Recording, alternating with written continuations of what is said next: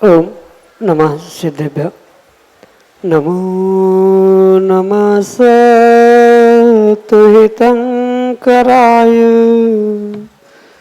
वीराय भव्याम्बुजभास्कराय अनंतलोकाय सुरार्चिताय देवादिदेवाय नमो जिनाय देवादिदेवाय नमो जिनाय। पंच परमिष्टि भगवान की परम पूज्य आचार्य भगवंत गुरुवर विशुद्ध सागर जी मुनि महाराज जी की परम पूज्य मुनि श्री सुप्रभ सागर जी महाराज जी की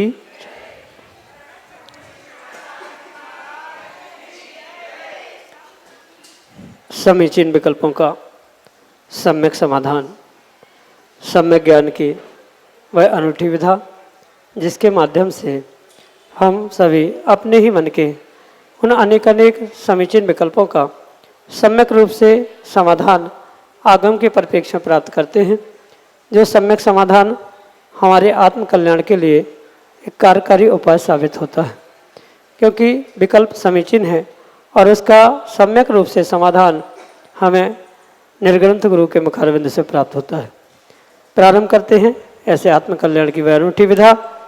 और आज के पहले विकल्प के लिए श्रीमती मीना जैन विदिशा मध्य प्रदेश से महाराज श्री के चरणों में बारंबार नमोस्तु निवेदित करते हुए अपना प्रश्न रख रहे हैं कि महाराज जी, आचार्य श्री अपने प्रवचन में बार बार बोलते हैं कि सब गायक भाव से जानो, तो ये गायक भाव क्या होता है, उदाहरण के माध्यम से समझाने की अनुकंपा करें। नमोस्तु महाराज जी, नमोस्तु। ओम नमः सिद्धम। परम पूज्य आचार्य भगवान गुरुवर शुद्ध सागर जी महाराज की, परम पूज्य मुनि श्री सुप्रभ सागर जी महाराज जी की।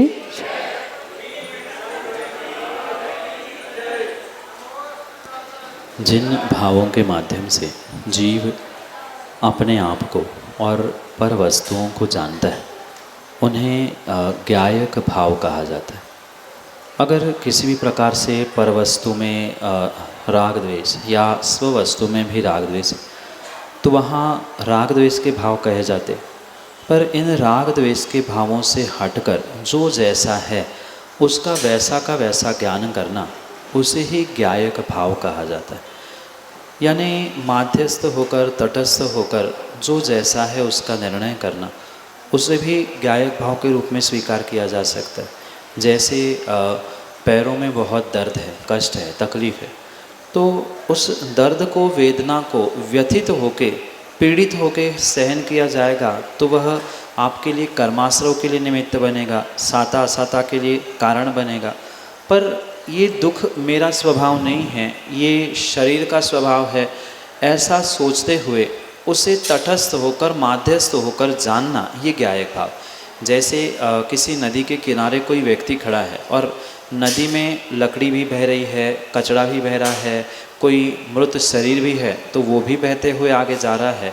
पर जो किनारे पे खड़ा है उससे उसका कोई तालमेल नहीं है, उसे कोई लेना देना नहीं। देख ज़रूर रहा है पर ना उसे ग्रहण करने के भाव है, ना छोड़ने के भाव है। सुंदर वस्तु भी बह गई तो भी कोई विकल्प नहीं, या उसमें जो कचरा बह रहा है उस पे के प्रति भी द्वेष नहीं। ऐसा जैसे पानी में बहने वाले उन वस्तुओं के प्रति भाव है, ऐसे ही भीतर जो भाव भी प्रकट हो रहे हैं, शरीर में कष्ट हो रहे हैं, सुख दुख हो रहा है, उन सबके प्रति ऐसा माध्यस्थ होकर, तटस्थ यानी तट किनारे पे खड़े होकर सोचना, विचार करना, इसे तटस्थ, माध्यस्थ या ज्ञायक भाव कहा जाता है।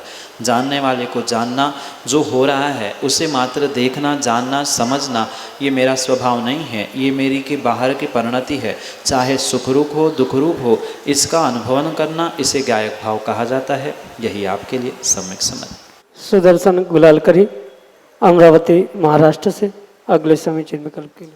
द्वय मुनि राजों के चरणों में कोटि कोटि नमन। महाराज जी, उम्र के 49 साल तो निकल गए। उस दिन ध्यान में दीक्षा भी हो गई। सुबह ध्यान में आंखों से पानी आया। महाराज जी, दीक्षा के संस्कार होते समय आपका चेहरा आचार्य के रूप में दिखा, तो क्या मन की भावनाएं पूरी हो सकती है? महाराज जी, मेरी भावना यह है कि आपको आचार्य के रूप में देखो और आपके सानिध्य में एक बार श्री सम्मेद शिखर जी की यात्रा करो। समाधान करने की कृपा करें महाराज जी। नमोस्तु। और महाराज जी, दीक्षा के बाद का पहला प्रतिक्रमण हुआ है, लेकिन श्रावक प्रतिक्रमण हुआ है। भावना यह है मुनि बन के आपके साथ मुनि प्रतिक्रमण हुए और मेरा समाधि मरण आपके सानिध्य में हो, यही भावना है महाराज जी। नमोस्तु नमोस्तु नमोस्तु। सुदर्शन जी, आपने बहुत छोटी सी बात कह दी। आपने आचार्य पद की बात की। मैं तो पुरुषार्थ सिद्ध पद के लिए कर रहा हूँ और सिद्ध पद की ही मेरी चाह है।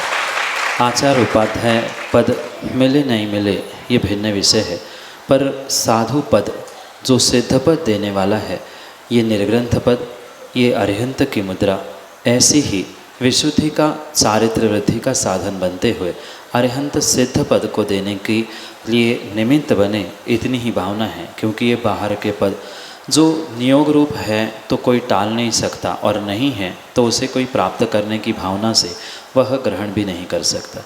इसलिए जो आपकी भी भावना है, वह भावना भी आपकी शीघ्रता से पूर्ण हो कि आप भी बहुत शीघ्र समय में ही साधु पद को प्राप्त करें, निर्ग्रंथ बने और अपने आत्मा का कल्याण करते हुए स्वाध्याय प्रतिकरण आदि करते हुए धर्म प्रभावना भी करें। यही आपके लिए सम्यक समाधान। सुधांशु जैन गुरसराय झांसी उत्तर प्रदेश से अगले समीचीन विकल्प। राजों के चरणों में बारंबार नमोस्तु नमोस्तु नमोस्तु। प्राचीन मंदिर की देखभाल हो नहीं रही और नए मंदिर बढ़ते जा रहे हैं। मंदिरों में मूर्तियां अधिक होती जा रही, पूजा करने वाले लोग हैं नहीं। यह कहाँ तक उचित है? नमोस्तु महाराज। उचित और अनुचित ये तो बात की बात है, पर अगर वर्तमान की ये विडंबना समझे तो ये किसी एक स्थान विशेष, क्षेत्र विशेष की नहीं, अपितु सर्वत्र देखने में आने वाली ये विसंगति, और इसका पुण्य पाप रूप या इसका जो लेखा जोखा है, इसका जो फल है, किसी एक व्यक्ति विशेष, मंदिर या स्थानों को नहीं मिलेगा, अपितु आप जैसे युवाओं को ही इस विषय में सोचने की आवश्यकता है। क्योंकि मंदिर बनाने का, मूर्ति पर विराजमान करने का पूर्ण रूप से निषेध करना, ये शुभ क्रिया के घातक या अंतराय कर्म का साधन हो सकता है, पर साथ में उसकी व्यवस्था रूप यानी प्राचीन मंदिरों का जीर्णोद्धार होना, मंदिरों में विराजमान प्रतिमाओं की देखभाल करने वाला, उसका पूजन पाठ, प्रक्षाल अभिषेक करने वाले युवाओं को प्रेरित करना, ये होना संभव है। जैसे आप जैसे युवा अपने नगर, अपने घर, अपने स्थान को छोड़कर पढ़ाई लिखाई के लिए अन्यत्र जा रहे हैं, पैसे कमाने के लिए अन्यत्र जा रहे हैं, तो वे बेचारे बूढ़े अकेले माँ बाप क्या कर सकते हैं और किस प्रकार से धर्म की रक्षा कर सकते हैं। इसलिए मात्र धन कमाने के पीछे, डिग्री प्राप्त करने के पीछे जो आज व्यक्ति अपने धर्म, अपने पूर्वजों के द्वारा प्रदान की गई जो ये धार्मिक संपत्ति धरोहर है, उसे छोड़कर जो अन्यत्र जा रहा है, उस पर भी बहुत बड़ा विचार करने की आवश्यकता है। ये सत्य है कि जितने वर्तमान में मंदिरों में प्रतिमाएं हैं, मूर्तियां हैं, उतने श्रावक उनकी सेवा या देखभाल करने वाले नहीं हैं। ये कितना भी सत्य क्यों ना हो, पर मात्र ये कह के मंदिर बनना या प्रतिमा विराजमान करना बंद करना ये उचित नहीं। साथ में निषेध के साथ साथ आवश्यकता विधि की भी है कि निषेध तो हमने कर लिया, ये नहीं करना चाहिए, ऐसा नहीं होना चाहिए, पर विधि भी तो पता होनी चाहिए। इसलिए जो अनेक प्रकार से श्रावकों को प्रेरणा देते हुए आने वाली पीढ़ी को धर्म के प्रति रुझान बढ़ाते हुए मंदिर में पहुंचाना, पूजा अभिषेक पाठ करवाना, मंदिर की देखभाल करना, प्राचीन मंदिरों का जीर्णोद्धार कराना, ये भी बहुत आवश्यक है, जिसका प्रयास कई दिनों से, कई महीनों से, कई वर्षों से हम कर रहे हैं। नगरों में युवाओं और बालकों में उपनयन संस्कार के माध्यम से मात्र भगवान की प्रतिमाएं नहीं, भगवान को पूजने वाले भक्तों की संख्या और प्राचीन मंदिरों का जीर्णोद्धार भी करते हुए उसमें ही और विशेषताएं देने का प्रयास किया जा रहा है। ऐसा ही कार्य अगर सर्वत्र होगा तो नियम से धर्म और धर्म आयतनों की, प्राचीन जिनालयों की और वर्तमान के धर्मों की भी सुरक्षा होगी। अगर सर्वथा ऐसा कहे कि पूजने वाले नहीं हैं सो मंदिर नहीं बनाने चाहिए, भगवान नहीं रखने चाहिए, तो पूर्वजों ने जो बनाए थे और कई हजारों वर्ष बनाए थे तो वह आज भी अगर प्राप्त हो रहे हैं तो उनके उस समय की बदौलत ही। आज भले ही कोई पूजने वाला नहीं है पर सैकड़ों वर्षों बाद अगर यही प्रतिमा कहीं मिलती है तो हमारा जिन शासन, नमोस्तु शासन जीवंत और जयवंत रहता है। इसलिए उसका सर्वथा निषेध करना उचित नहीं है, पर विधि यानी उसको व्यवस्थित करने वाले युवा और समाज के गणों को ये सोच समझकर किस प्रकार से युवाओं को और समाज को इन क्रियाओं से यानी धर्म की क्रिया, पूजा पाठ, अभिषेक, मंदिर की व्यवस्था, इससे कैसे जोड़ा जा सकता है, ये सोचने की और उसमें वृद्धि करने की आवश्यकता है, ना कि संख्या कम करने की। यही आपके लिए सम्यक समाधान। सम्यक जैन उज्जैन मध्य प्रदेश से अगले समीचीन विकल्प के लिए। दोनों मुनि राजों के चरणों में बारंबार नमोस्तु। महाराज जी, हमें रात को घंटा बजाने से क्यों मना करा जाता है मंदिर में? क्योंकि उसका रीज़न ये होता है क्योंकि अंदर उसके जीव हो जाते हैं। लेकिन अगर हम रात को माइक या स्पीकर्स का यूज़ करते हैं तो उसके ऊपर भी तो कुछ जीव रहते होंगे, तो उसमें भी उतना ही दोष लगता होगा। तो शंका का समाधान कीजिए। वर्तमान में बहुत सारे ऑर्थोडॉक्स मिथ और संकल्पनाएं चल रही है, जिसके कारण से रात्रि में परिक्रमा नहीं लगाना, घंटा नहीं बजाना, भगवान की विशेष रूप से आराधना नहीं करना, ये सब कुछ वर्तमान के कुछ वर्षों से प्राप्त हुई देन है, विपरीतता है। आगम में ऐसा कोई प्रमाण नहीं होता। अगर ऐसा कोई कहता है तो मैं भी यही बात उनसे भी कहता हूँ कि घंटा बजाने में दोष है और रात में 10-10, 12-12 बजे तक डीजे बज रहा है, संगीत बज रहा है, नृत्य हो रहा है, तो वहाँ के जीवों की विराधना नहीं हो रही है। जब वहाँ उन्हीं अनुष्ठानों को लेकर विराधना हो रही है, जैसे कि कई सारे पर्यूषण पर्वों में आप जाके देख लेना, रात में 10-10, 12-12 बजे तक सांस्कृतिक कार्यक्रम हो रहे हैं, कितने कितने ज़ोर ज़ोर से वाद्य बज रहे हैं, तो क्या वहाँ जीवों की रात्रि में हिंसा नहीं हो रही? उसके लिए छूट है। और कोई घंटा बजाता है तो उसके लिए कहा जाता है तूने पाप कर लिया। क्या घंटे के ही अंदर जीव होते हैं? जो ढोल बज रहा है, डीजे बज रहा है, वहाँ कितने सारे, और मात्र वहाँ बैठे हुए नहीं, जिन लोगों को उससे तकलीफ हो रही है, क्या उनके हिंसा का पाप आपको नहीं लग रहा है? ये भी सोचने समझने की आवश्यकता है। इसलिए पहली तो बात ये समझे, विवेक के साथ पूरे शुद्धि के साथ, विशुद्धि के साथ अगर कार्य किया है तो उसमें कोई भी दोष नहीं हो सकता। जैसे वर्तमान में बहुत सारी परिक्रमा मंदिरों में भी लाइट प्रकाश की व्यवस्था है, तो अगर वहाँ परिक्रमा लगा ले तो क्या रात में भगवान उठ के चले जाएंगे कि हमारी रात में क्यों परिक्रमा लगा ली, तुम्हें पाप लगेगा, घंटा बजाने से कोई नाराज़ हो गया? ऐसा किंचित भी नहीं है। पहले उस समय की बातें थी जब कोई मंदिरों में शाम के समय में उजाला नहीं होता था, प्रकाश के लिए कोई ऐसे दीपकों का, छोटे छोटे दीपकों का प्रयोग किया जाता था जिसके माध्यम से वहाँ उतना पर्याप्त उजाला नहीं होना या उसमें उत्पन्न जीवों का होना आदि सब कुछ देखने में आता। पर वर्तमान में ऐसी व्यवस्था नहीं है, इसलिए सर्वथा आगम के परिपेक्ष में तो इसका निषेध नहीं किया जा सकता। पर ये क्षेत्रीय परंपरा, मंदिर की परंपरा आदि की अपेक्षा से नाना प्रकार के व्यवस्थाएं देखने में आती है। पर ये ध्यान रखें, ऐसा कहीं भी किसी भी आगम ग्रंथों में आचार्यों ने निषेध नहीं किया।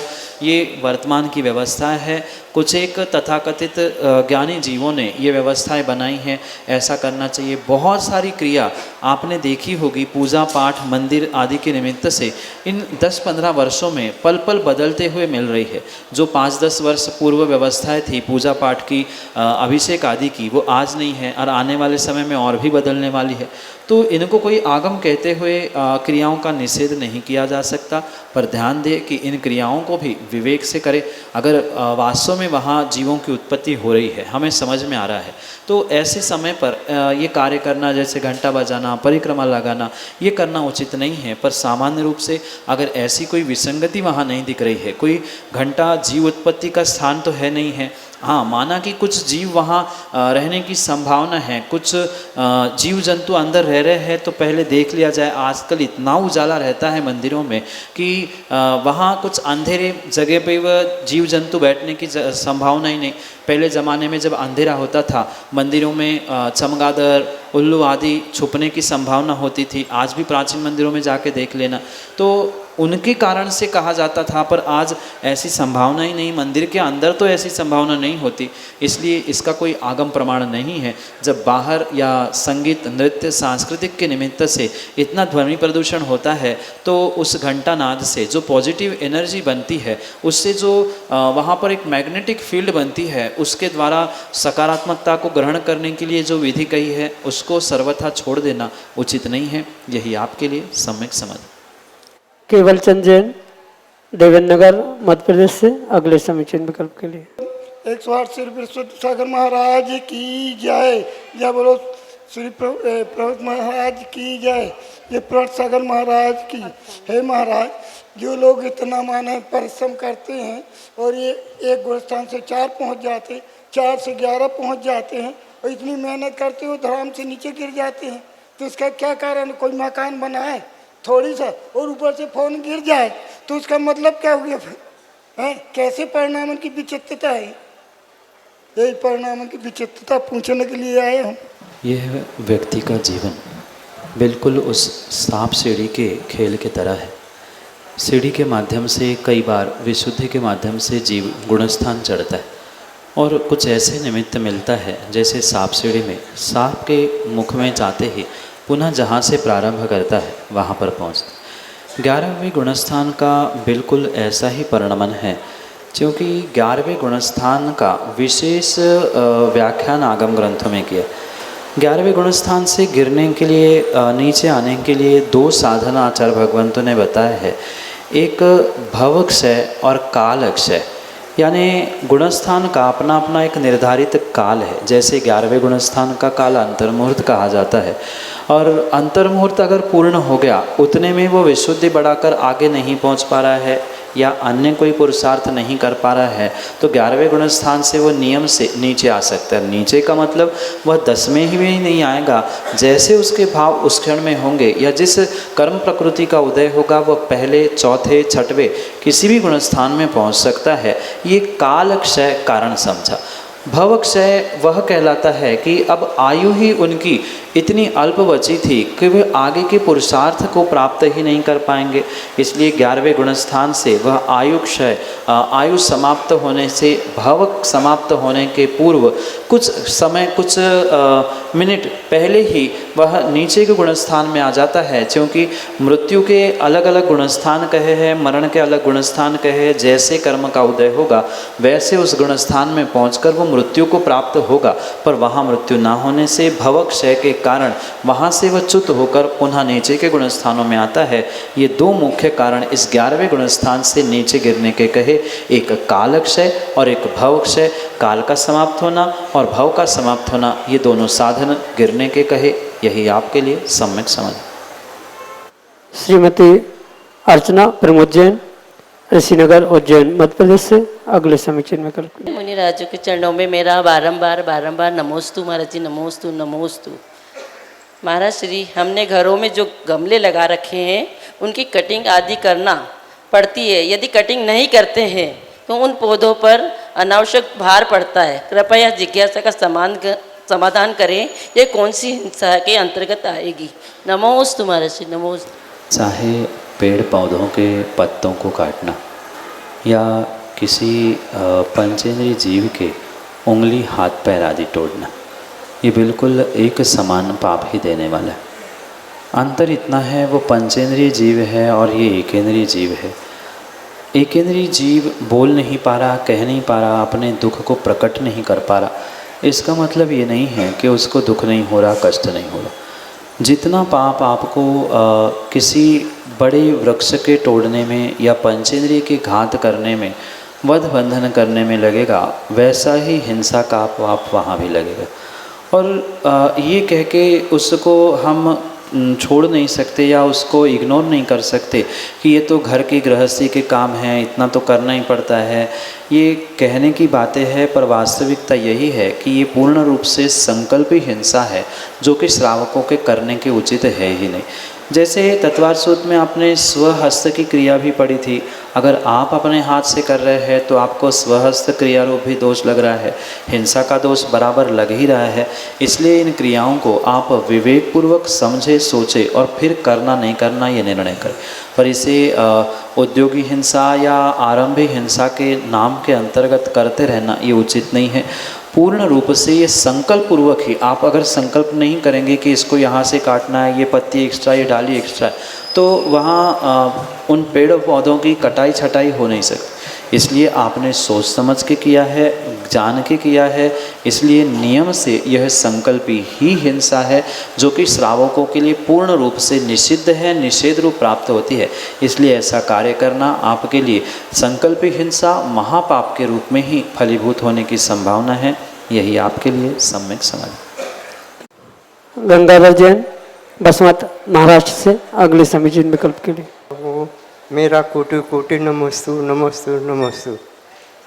सुबह में जब हम आते हैं, आप आते हैं तो आपको देखकर हमारा तन मन जो मुरझाया रहता है उसमें उपवन खिलता है। तो मेरा प्रश्न है कि वन और उपवन में क्या अंतर है? बहुत सारी ऐसी संकल्पना है। वन, उपवन, अरण्य, जंगल आदि आदि अनेक प्रकार की संज्ञाएं आगम में लिखी।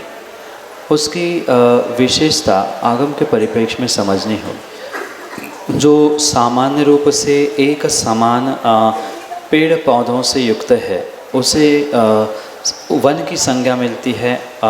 और उसकी ही जो विशेषता है, मतलब किसी एक विशिष्ट जाति के ही वृक्षों का, जैसे आम का बगीचा कहा जाता है, तो ऐसे ही एक प्रकार के वृक्षों का जो संग्रह एक स्थान पर होता है, जो कि फूल रूप हो, फल रूप हो, जिसमें कुछ विशेषताएं हैं, ऐसे उस स्थान को उपवन के रूप में स्वीकार किया जाता है। कहने का तात्पर्य ये है, किसी फल फूल के बगीचा की जो विशेषता है, यानी किसी एक विशेष जाति के फलों के, विशेष जाति के फूलों के जो वृक्ष एक साथ जिस स्थान पर होते हैं, उसे उपवन कहा जाता है। और वन में बिना फलों के सामान्य भी वृक्ष होते हैं, सामान्य भी वहाँ बहुत सारी व्यवस्थाएं होती है, पर उपवन एक ही प्रकार के सुंदर फल और फूलों से बने हुए वृक्षों का संग्रह होता है। यही आपके लिए सम्यक समझ। श्रीमती सुनीता जैन, उज्जैन, मध्य प्रदेश से अगले समीचीन विकल्प के लिए। महाराजियों को कोटि कोटि नमोस्तु नमोस्तु नमोस्तु। महाराज श्री, मेरा प्रश्न है कि जैसे कोई तिथि का व्रत करते हैं और वह तिथि दोनों एक साथ हो जाए तो उसका क्या तात्पर्य है? नमोस्तु महाराज श्री, नमोस्तु नमोस्तु। किसी तिथि के निमित्त से किए जाने व्रतों में ये सावधानी रखना तो बहुत आवश्यक है कि वह तिथि कौन से दिन कितने अंशों में है।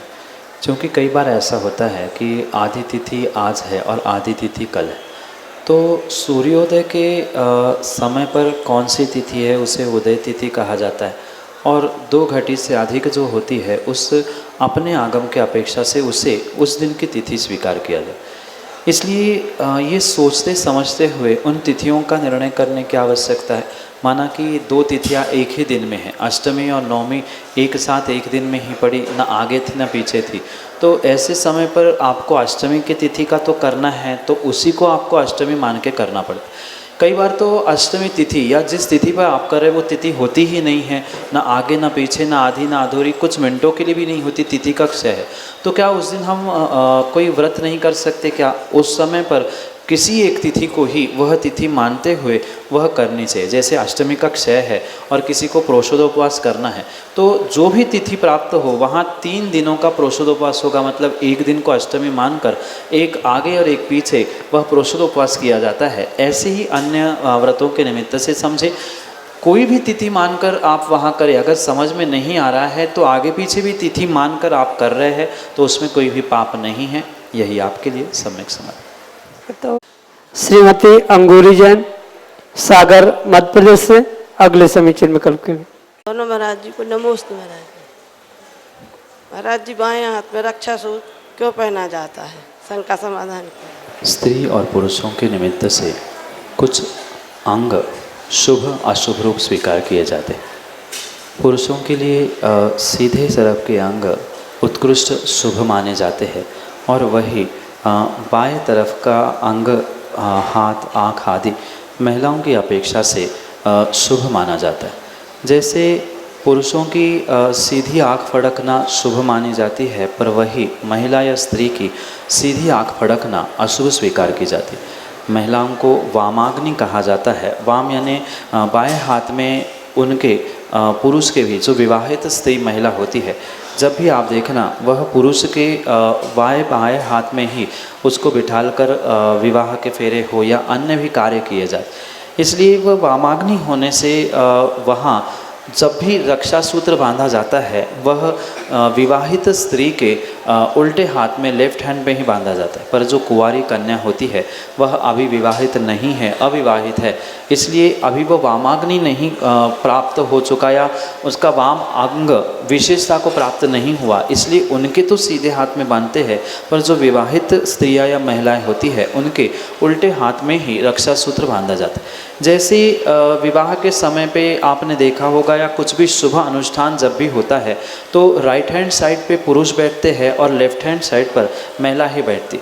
तो उसके पीछे भी यही कारण है कि एक रक्षा सूत्र का एक सर्कल वहाँ पर बनता है, मतलब पुरुष के राइट हैंड पे रक्षा सूत्र बांधला और वहाँ से लेकर ऐसा सीधा वह महिलाओं के उल्टे हाथ में रक्षा सूत्र और वहाँ से लेकर पुनः पुरुष तक ऐसा एक क्लॉकवाइज वहाँ सर्कल बनता है। ये एक प्रतीक होता है कि पति पत्नी ही नहीं अपितु पूरे परिवार की वहाँ पर सुरक्षा करने के निमित्त से एक के एक हाथ में और दूसरे के दूसरे हाथ में बांधने से पूरे परिवार का, क्योंकि आप कभी भी देखना बच्चों को माता पिता जब भी लेंगे दोनों के बीच में लेते सोने के समय चलते के समय, तो ये एक प्रतीकात्मक है कि पति और पत्नी दोनों के हाथों पर एक के सीधे और एक के उल्टे हाथ में बांधने से पूरे परिवार की सुरक्षा हो, ये अभिप्राय होने से पुरुषों के सीधे हाथ में और विवाहित महिलाओं के उल्टे हाथ में रक्षा सूत्र बांधा जाता है। यही आपके लिए सम्यक समाधि।